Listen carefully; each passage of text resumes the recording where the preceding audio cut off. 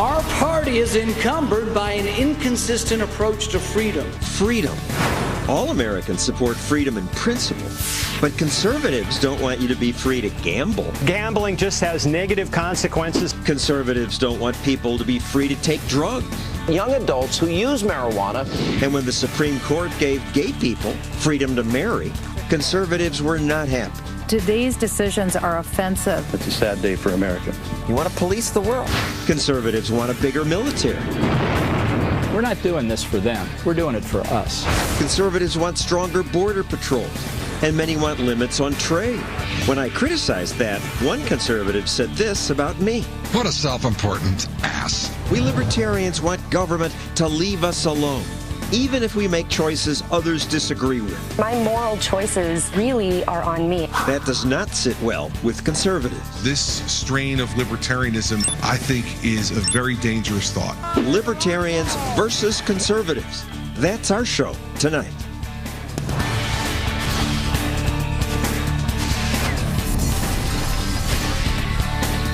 And now, John Stossel. The biggest threat to America's future is big government. Most conservatives and libertarians agree about that. Our $17 trillion debt may crush us. But politicians promise to spend more. When they're not spending your money, they pass more rules, strangling freedom and probably killing economic growth. Most libertarians and conservatives agree that government should stop trying to micromanage the economy, that America should allow people to drill for oil, have religious freedom, free speech, and a more limited welfare state, because private charity is better. Great. Glad we agree. But when it comes to foreign policy and personal freedoms, libertarians and conservatives differ often. Most conservatives oppose gay marriage. They want gambling banned, as well as assisted suicide and designer babies. I'll cover that in a future show. But probably the biggest, clearest difference is that we libertarians think the war on drugs is just nuts. So let's start there. Congressman Allen West is a proud conservative. He looks like one on the cover of his book. In your book, you say our republic cannot survive if we continue to abdicate the freedom to choose. Yet by banning intoxicants, you take away people's freedom to choose. Well, you know, you're probably not talking to the best of guys here, because I have never smoked or drank in my life, and I spent 22 years in the military. I think you're a good conservative to talk to then about it. And I spent 22 years in the military. You made a personal choice to do that. Absolutely. And so if someone wants to make a personal choice that they want to do X, well, then that's fine as long in their realm. But I forget the Supreme Court justice who said that your right to throw a punch ends at my nose. So I can shoot heroin in my home? That should be legal? No, I am very concerned, because this is what ends up happening. Then someone's going to come to the government and say, well, now you need to have these type of programs to take care of the drug addicts and provide them what have you. But that's piling. That's like saying we got to ban fatty meat because somebody might come to the government. Well, there are some things that I think are very detrimental to the individual, which in turn are detrimental to the society. When you talk about liberties and freedoms, and this kind of goes back to Hobbes and his state of nature and things that this is talking about, you got to make sure that there's a level of personal responsibility that is there as well. And I believe that my point is that the federal government is allowing people to be, less and less responsible by saying that we'll take care of it. But when you say personal responsibility, how is it personal responsibility if government bans something?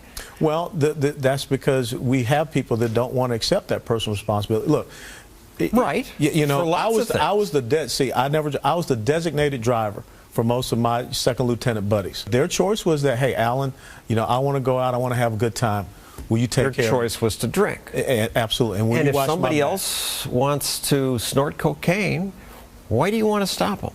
Well, I think that that's a detriment to the society. I mean, what is the gain? What is the long-term gain of snorting cocaine? Now, I would want to do it. Don't they own their own bodies? Okay, then if you want to do it, then do it in your own sphere.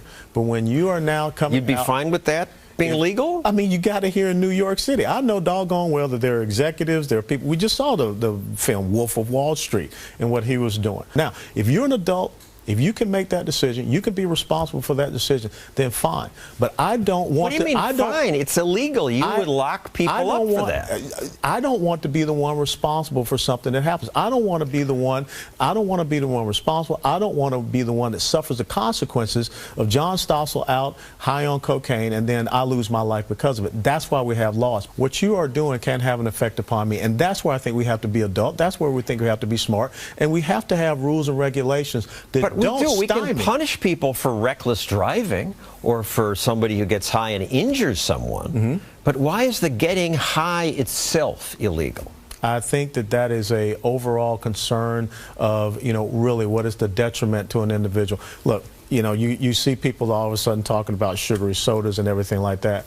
I believe that Same question. I believe that you have a government that is really getting into the overreach of trying to, manage and modify. Why is that overreach but a law against heroin not? Because I think that heroin is a different type of substance than me going down and having a big gulp soda. You never even drank because... I never saw my parents drink. And that was just how I was Never raised. Curious? Do you never want to alter your consciousness through a drug, get a buzz? I kind of like being responsible and being able to make the right decisions in my life. Do you fault those who do think they're doing something? No, I don't. That's why I was a designated driver for my friends in the military. Would the founders have wanted bans on drugs? Well, the founders were out there. They were, drinking, throwing back whiskey, ad nauseum, ad infinitum. They were. The bar tab for a party for George Washington days before they signed the Constitution included 54 bottles of Madeira, 60 bottles of claret. It's more than 2 bottles of wine for every delegate. They were getting wasted. They were. But this is what, I like your thing, libertarians versus conservatives. Let's find out where we do agree. Because I think the one thing that we can come to agreement on is that progressive socialism is bad for the country in total. We agree on that. Being at the tax issue, being at the freedom issue, liberty issue. We should be able to pay whoever we want, how much we want, hire who we want, speak freely, keep most of what we earn, raise our kids the way we want to. Libertarians and conservatives agree. And I think we believe in opportunity for ourselves and for our future generations, not people that want to dictate outcomes. And I think that's where big government has gone. So let me pick on the differences. Should people be allowed to gamble? I think they should. If you want to go out and gamble, that's your money. Okay, why should Alan West tell you, John Stossel, what to do with your money? That's libertarian. Now, if all of a sudden you go out and get yourself in financial debt because of your own gambling, it's my problem. Dadgum right. Gay marriage? I'm for civil unions. So marriage for man and a woman, civil unions for others. Burn a flag? I got problems with that, because my father... Not free speech? Look, I got problems with that. That flag, as I saw draped over my father's coffin, will be over mine, will be over my brother's. I got a problem with that. I have a problem with it too, but I say it should be legal. Thank you, Alan West. Now, another form of recreation where libertarians and conservatives usually do not agree, not in the case of Alan West, gambling. I like to bet. I play poker, and I'll bet with friends on most anything. Baseball games, an election, which way a ball will roll. Fortunately, such bets between friends are legal in my state, but organized sports betting is banned. Online gambling and most organized casino games are banned. In some states, even bets between friends are against the law. That ban's rarely enforced, but Americans can be jailed for betting. The bans exist because many people consider gambling a sin. And some people are hurt by gambling. Some bet the house and lose it. Bill O'Reilly gives me a hard time because I defend gambling. You can get addicted to it. It's fun. All right, you play games. I should outlaw fun. And you can lose the rent money. It's almost like narcotics. Narcotics? I doubt that poker is as addictive as cocaine, but even if it were, as a libertarian, I say, once I'm an adult, it ought to be my choice whether I want to gamble. Alex McFarland of the American Family Association says libertarians are just wrong about that. Why?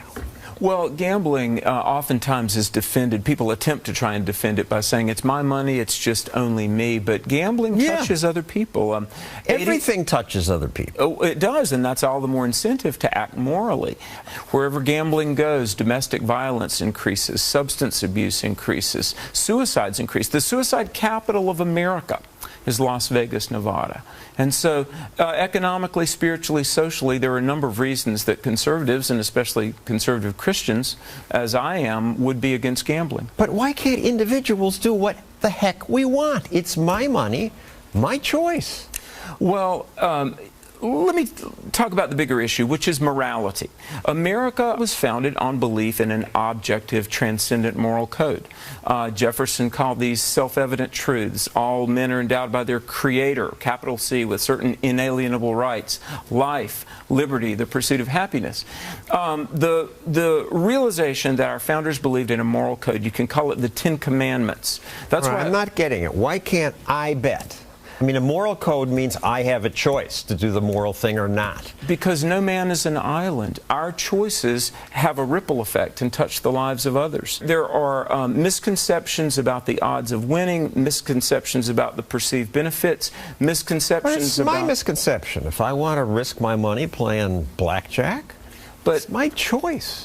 We influence other people. I'll acknowledge the 800-pound elephant in the room. We have got to acknowledge God, that there's a God. Our founding fathers believed in God and a moral code. And that's what we've got to recover. So here's the thing. If you don't want to be a Christian, you don't have to be a Christian.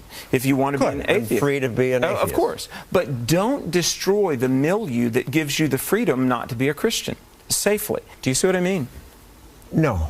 Because to me, my relationship with God is personal, and I only can make a moral choice if I'm free to gamble or not gamble. If you ban it, you make that choice for me. So your coming to God is contingent on the freedom to gamble? Or to choose God or not. That doesn't follow at all. It's economically detrimental. It's socially detrimental. It's contrary to the message that we want to send to our children and their descendants, that wealth is built through... I mean, some kids now learn math through playing poker.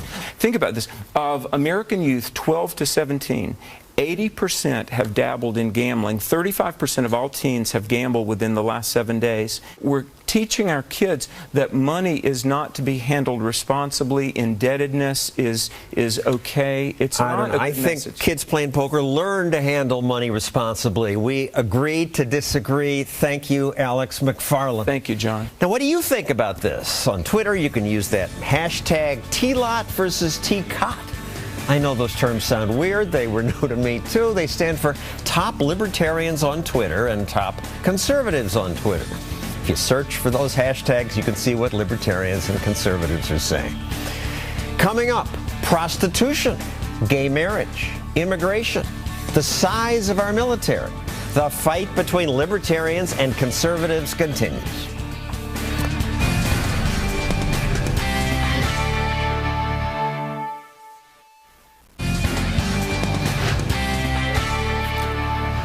I don't care who you marry. You want to marry someone of your own gender? Fine. And most libertarians say, fine. In fact, most of us don't see why government should be involved in marriage at all. It ought to be a private contract between consenting adults. Gay marriage is one area where libertarians and conservatives clearly differ. Here's some reaction from conservatives after the Supreme Court declared some restrictions on gay marriage unconstitutional. It's a sad day for America. Very sad day for the children of America. Those who are hurt the most, in my opinion, are the children of America. Because very clearly, every child in America deserves a mom and a dad. Today's decisions are offensive on so many levels. They attack something that they have no jurisdiction over whatsoever, the foundational unit of our society. Allowing gays to marry threatens that? I don't get it. I don't see how gays getting married would threaten my marriage. But here to educate me is Ryan Anderson, the author of What is Marriage? Man and Woman, a Defense. So a defense, it sounds like you're feeling under attack.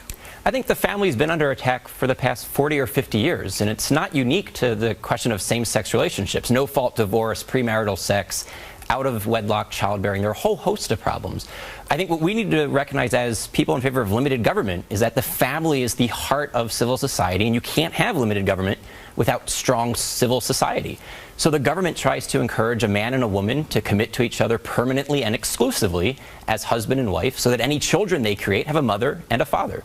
And why can't government encourage two men or two women to do the same thing?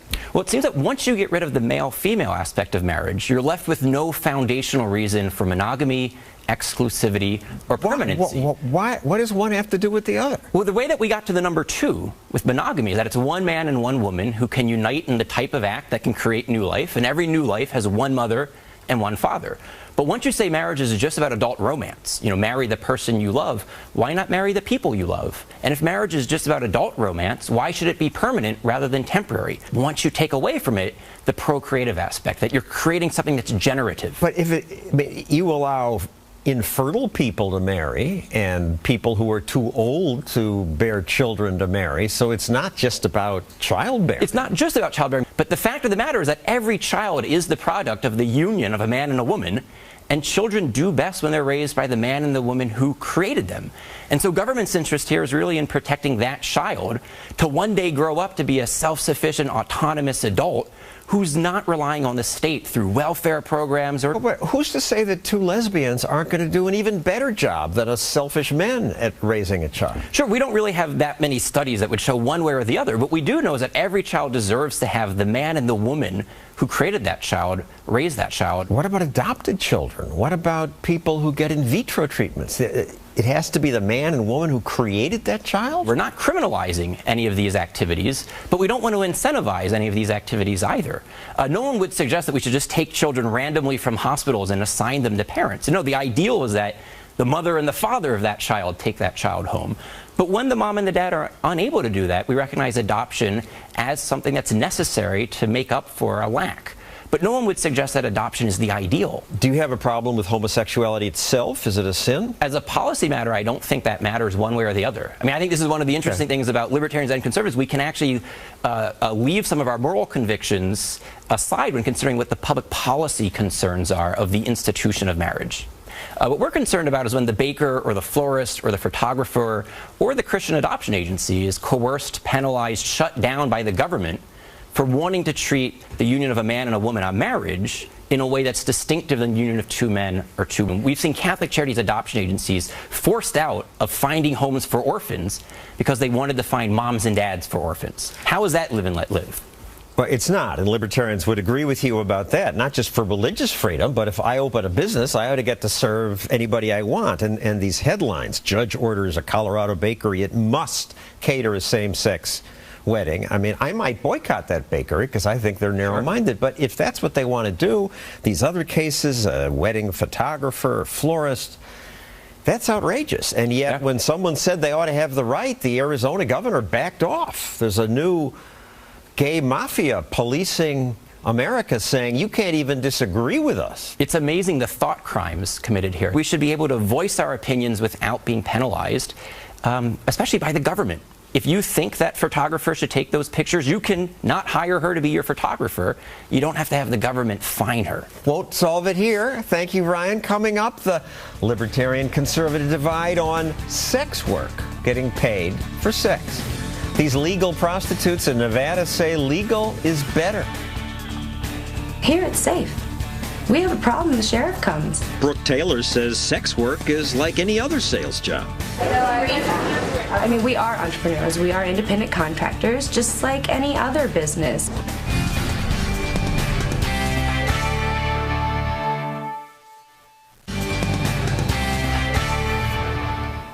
Sex is legal, and fornication's legal.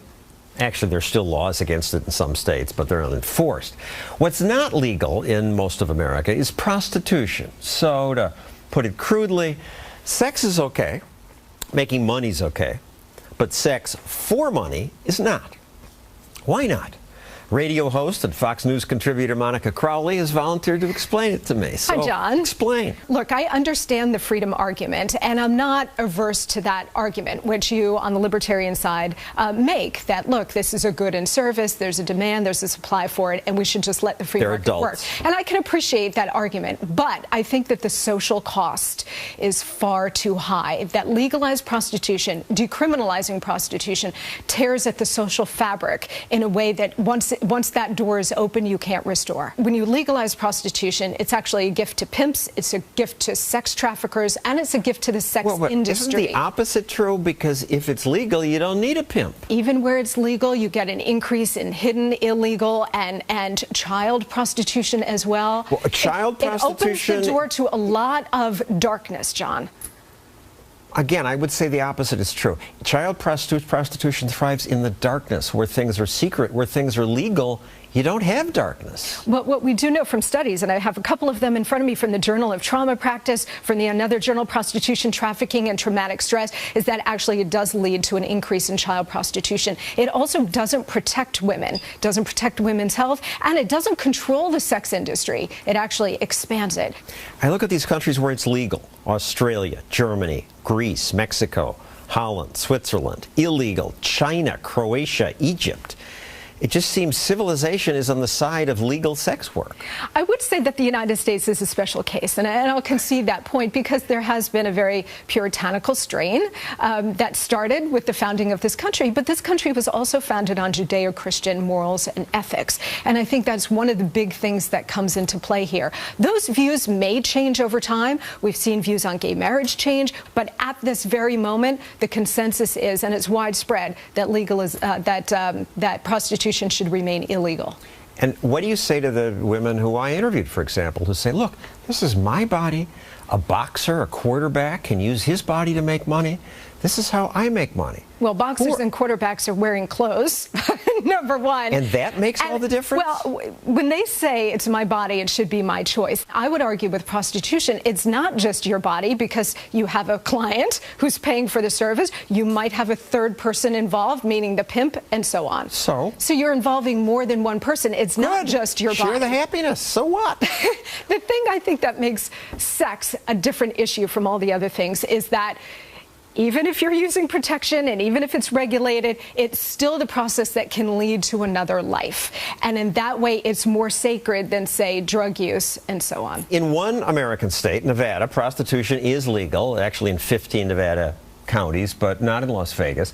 I once interviewed some of the legal sex workers who work at a place called the Bunny Ranch and told them sex is supposed to be spontaneous, not a business deal. The State Department calls what you do inherently demeaning. According to whom? Who made the sex laws? It's just for money. Right. Well, don't you model for money? It's the same thing. Sex is different. Sex is more intimate. I choose to do this. This is what I want to do. I assume you have no other options. You felt I have several options. Before I did this, I had a nice paying job. So why do you do this? Because I want to. Because they want to, which ought to be. We libertarians say once you're an adult, that ought to decide as long as you don't directly hurt somebody else. So if women in America really feel compelled to express themselves that way and earn a living that way, they can certainly go there. But for the country, I think we have reached a national consensus where the United States, from a moral standpoint, does not want to condone this activity. And you say thank God for that? For now, yes. Indeed. Thank you, Monica Crowley. Thanks, Tom. Coming up, my next guest is a conservative who wants a bigger military. I don't, and I worry about making new enemies. He doesn't. That's next.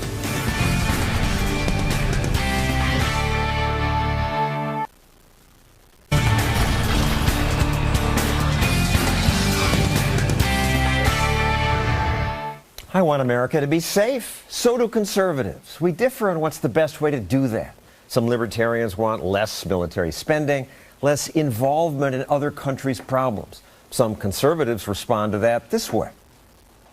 This strain of libertarianism that's going through both parties right now and making big headlines, I think is a very dangerous thought.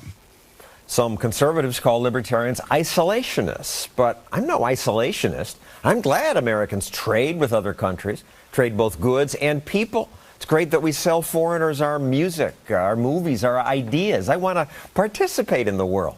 Just don't want to run the world. And sometimes it seems like conservatives do. Though John Bolton, former U.S. ambassador to the UN, you probably call that an unfair description, but it seems that way. You want to police the world. Well, I think most of what you've just said is completely irrelevant to foreign policy decision-making, certainly from a conservative point of view. I think the basis on which you start is defining what America's interests are and then trying to understand how best to protect them. You don't get up in the morning and say, what country's affairs can I get more involved in today? The issue is, what are our interests and how best we protect them? All right, well, let's get specific then. You supported the Iraq War. Correct. You think we should use force to stop Iran from getting a nuclear weapon. That's correct. You would attack?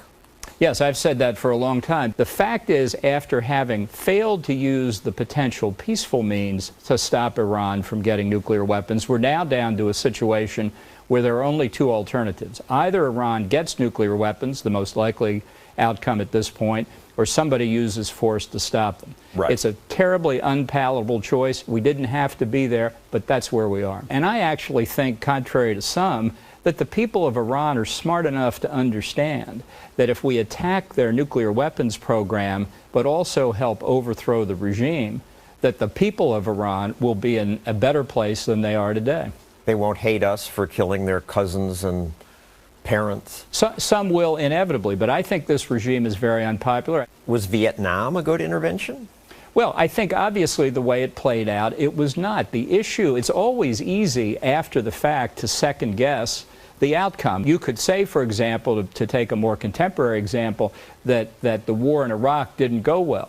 But the overthrow of Saddam Hussein was done brilliantly. And I would do it again, knowing everything we know about the events after that. What about the fact that we spend so much more than any other country, and that we have these troops all over? 50,000 in Japan, 40,000 soldiers in Germany, South Korea, almost 30,000. They freeload off America. We pay. Well, actually, they do pay a considerable part of the basing expenses. I think it's a fair point that many allies do not bear their fair share of the cost. But let's be very clear. We're not doing this for them. We're doing it for us. Well, how does it help us to have 30,000 soldiers in South Korea? South Korea could defend itself. The fact is, when your enemies are overseas, sometimes the best place to be to defend against them is overseas. Here are some of the things that people ask our military to do. Chase and kill terrorists. Train foreign militaries to chase terrorists. Protect sea lanes. Secure the internet. Contain China. Keep oil cheap. Protect other countries from aggression. Stop genocide. Protecting innocent people. Transform failed states into democracies, which you have said you don't support. I mean, the list is endless, which is part of the problem. Well, that's your list, and with all due respect, that list is a dog's breakfast. That list, for example, did not include the concepts of deterrence and dissuasion, the notion that American strength convinces our adversaries not to challenge us in the first place. That's not a new concept. The Romans used to say, si vis pacem para bellum. If you want peace, prepare for war. But they didn't stop China from doing what it's doing now in the East. They didn't stop Russia from attacking Ukraine. Because our Navy is shrinking, and the Chinese, among others... Had it been bigger, they wouldn't have done it? The Russians, I think, looked at the Obama administration, concluded they saw weakness, and decided to exploit it. And had we spent more money, they wouldn't have? It's not a question of spending more money. It's having an overall policy that persuades the Russians that adventurism in Ukraine is going to be met with a response by the United States. A previous president once said this: why quit our own to stand upon foreign ground? By interweaving our destiny with other countries, we entangle our peace with their ambition. This was our George Washington. Obviously, conditions have changed since then. Stunning admission, conditions have changed. But I don't see, aside from World War I, that our buildup or intervention has been all that successful. Some argue we won the Cold War because their economy was socialist. It caved in on itself and would have anyway. Well, some believe that. I don't think that's the reality. What Washington was saying was that for a country like the United States in 1797, to have the option to stay out of European conflicts only made good sense. But it was also Washington that led the Continental Army in the American Revolution. There was a man who knew when to use force and knew how to use it effectively, unlike a number of other presidents I could think of since then. On that note, thank you, John Bolton. Coming up, I'll argue with a conservative about immigration. And I'll steal Frederick Hayek's phrase to explain why I'm not a conservative.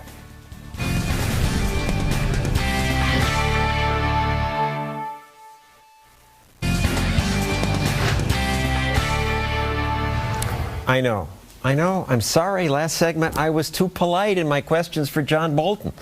It's just that national defense is not my specialty, so I didn't push him very hard. But next time, I'll push harder, and I won't hold back with our next guest. The first time I interviewed Lou Dobbs, I gave him a hard time for criticizing outsourcing and free trade. This country cannot even clothe itself. 96% of our apparel is imported. But that's okay. We have more choices for less money. When was the last time you bought a suit of clothes? Because if your prices went down, I would be shocked. Be shocked then. Here's the Labor Department's price index for clothing. It's gone down and down. Not surprisingly, Dobbs didn't like what I'd said about him. On his radio show, he said this about me. What a self-important ass. You know, he is just unbelievable. He doesn't understand basic economics. He's just a silly little, trick waiting to do some sort of libertarian flip. I mean, he's just unbelievable. I just can't wait to, till he starts blowing bubbles on the air. That's just about all he's equipped to do. And here we are together in our new job having a discourse. Isn't Fox great? Isn't America great that we can debate? Yes to both of those, and isn't John Stossel great to have a sense of humor that carries over so many decades? It's great to work with you. And I must have been a little exercised at the moment. I don't know what about. I'm sure it was entirely unjustified. Okay, I won that one then. So let's go to. Well, I didn't know you were going to keep score. So now we'll have. Wait a minute. What is this? This is. We're going to talk about immigration. Looks combative. This is combative because I think we disagree on immigration. How would you protect the border? You want? How would I protect more the border? Policing of the border? Oh, here's the way I would start. I would have a meeting between two presidents, the presidents of Mexico and the United States. They would meet to find out exactly what is the plan of Mexico for the population of America. Exactly whom do you want to be citizens of our country, and we will do as we have before. We will simply bow down before you, Mexico, and allow you to do whatever you wish. What do you mean? I mean, the Mexican government is deciding who comes into our country. They are exporting just about 10% of their population. Does the government decide? Aren't these individuals who are sneaking in? Oh, wait, no, they're not sneaking in. No. You oppose the government being involved. Here. You don't want it to be the U.S. government because you're libertarian. Therefore, we bow down and we let Mexico decide what our immigration policy is. And you call that libertarian freedom. Well, some of it. Just to be clear, this libertarian would say we need borders and we need border protection now because people want to come in here and murder us, and because we have a welfare state and some will come into freeload. There was a time we would have said open immigration, let goods and people cross borders. About 1870 would have been about right. Are immigrants in general good for America? Immigrants are great for America. But America is great for immigrants. And America is so great that we have a government, a society that makes decisions about who we want to work in this country. Come to our country. We will warmly embrace you. We just want a couple of things. Don't change our society. Don't demand we speak your language. Let us, if we may, help you speak ours. How about a path to let them become legal? How about this? A path that acknowledges their responsibilities to become citizens, and to put them in a position behind everyone who has been in that legal line. So they'd have to leave the country and apply from scratch. I know, that sounds so harsh and inhuman. It's almost torture, isn't it? It sounds impractical. Impractical. Now impractical becomes the standard. Lou just published a new book called Border War. It's fiction. A thriller, but a lead character is TV host Ted Dempsey, and he sure sounds like you talking about you, Lou. Oh, I never do that. Left and right-wingers both tried to shut him up on illegal immigration, trying to paint Dempsey as an economic isolationist, a protectionist, a racist. My goodness. That's kind of what's happened when you were at CNN. This happened to you? They tell me. The fact of the matter is that it is fiction. There's a certain composite, and when you mentioned that old place, you were at an old place, I remember. Yeah.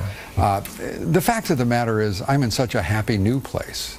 I much prefer. One section of his new book says Border Patrol agents are assigned an impossible job, informed they wouldn't be allowed to actually secure the border, and told not to apprehend too many undocumented people or risk their careers if they tried. Update. Really? Now they're being told not to apprehend them at all. Internal enforcement of immigration laws has been suspended by this administration. Well, I hear they're deporting more people than Bush did. Do you really? They've cooked the books, and that in fact they acknowledged their numbers were phony. But they're still deporting people.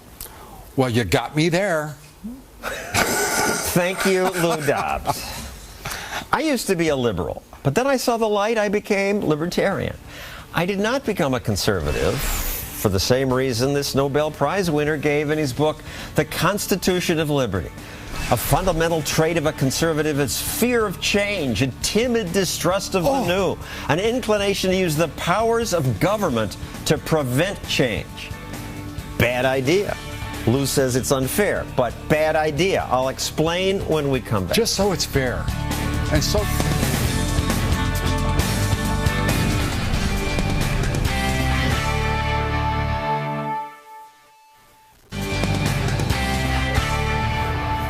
Years ago, I was in high school. The philosopher F.A. Hayek wrote an essay entitled, Why I Am Not a Conservative. It's the postscript to his great book, The Constitution of Liberty.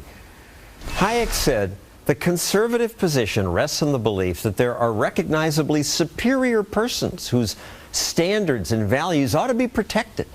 The conservative regards it as his mission to civilize others, not by voluntary and unhampered intercourse, but by bringing them the blessings of efficient government.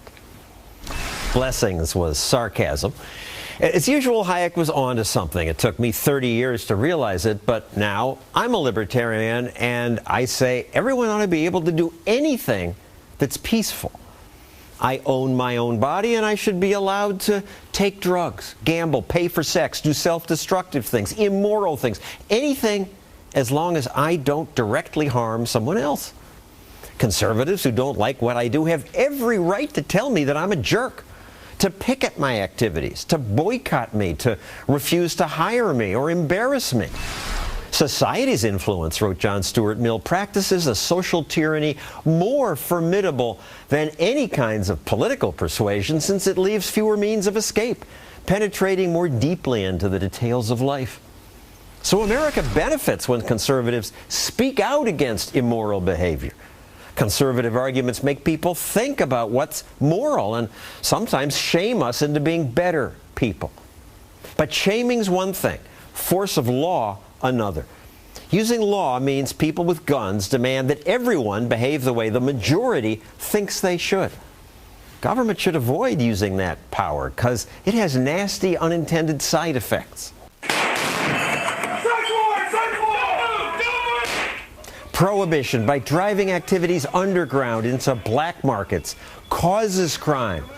It increases secrecy, deceit, even violence in other countries.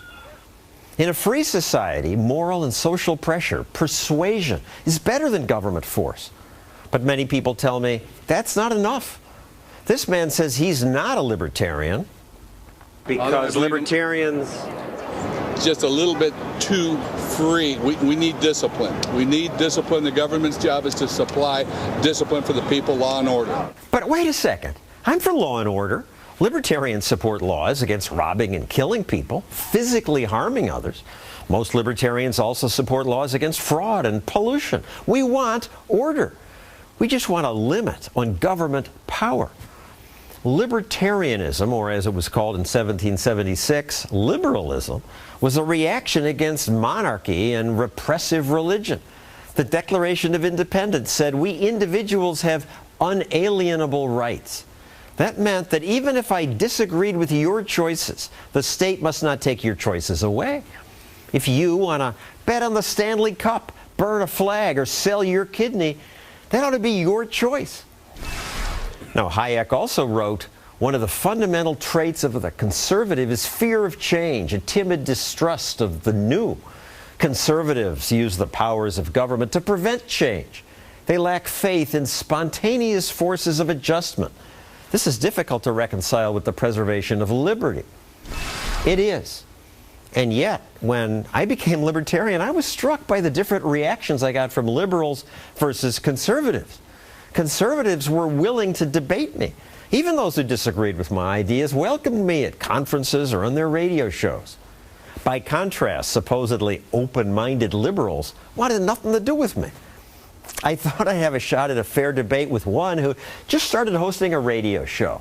He was a smart guy, went to Harvard. Surely he would see the damage our giant welfare state causes. Plus, our kids were in school together. We'd gone to the same birthday parties. I was sure he'd debate me the way I argued with conservatives tonight. Nope, wrong. He screamed at me. The radio host was this man. I'm Al Franken. An end to the right-wing dominance of talk radio, the beginning of a battle for truth, a battle for justice, a battle indeed for America itself, not to be grandiose. Oh, please, pretty grandiose. Now he's Senator Franken. He wouldn't debate me. He just yelled.